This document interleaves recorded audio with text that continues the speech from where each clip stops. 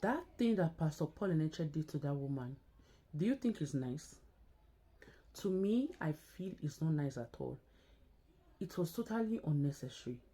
See, I know it is not good to encourage lying on the altar of God or in the house of God, but are there no better ways to handle that rather than publicly disgracing that woman that way?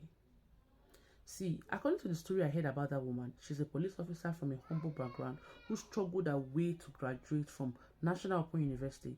It might be that she was so excited and overjoyed, and that was why she made that mistake.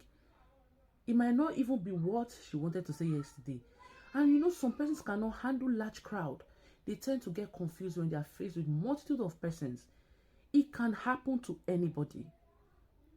And I asked myself that yesterday, what would Jesus do? If it was Jesus in that position, would Jesus have disgraced that woman publicly? No, before some of you will come for me and say, it's not Jesus now, touch not my anointed, don't speak ill about the man of God. Yes, let me tell you, as Christians, we need to do better. Because some of our actions sometimes further chase people away from Christ, rather than bringing them to Christ. Let's even agree that that woman's testimony was indeed all a lie or fake. So publicly disgracing her was the right thing to do. Now that woman may never set her feet again in that church or even any other church. And that action of Pastor Paul Enenche has, discouraged some other persons from coming to church, or even some unbelievers that may want to come to church or even share their testimonies. I know some of you will say, it's not good to encourage lie. When somebody is lying, let's say it there and then.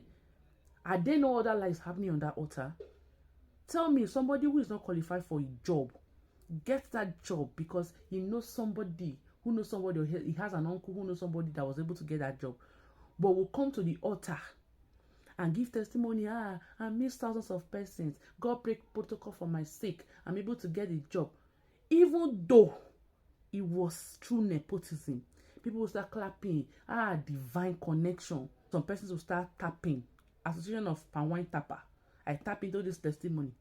Likewise, somebody who secure a multi-million naira project or contract through corrupt means will come to that same glory dome altar to share testimony of how God favored them.